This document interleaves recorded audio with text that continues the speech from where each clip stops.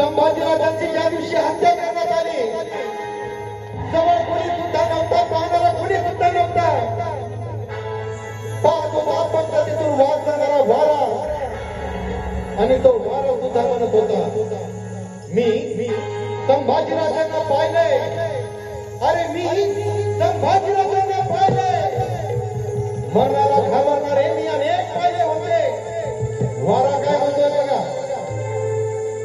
मरणाला घाबरणारे मी अनेक पाहिले होते, परंतु मरणालाच घाबरवणारा संभाजीराजा मी पाहिला होता. अरे शिवतेच्या दगडी चमकला आहे एक तारा. अरे तो शिवबाचा शंभू राजा सांगत सुटला वारा. अरे सांगत सुटला वारा. बालवयात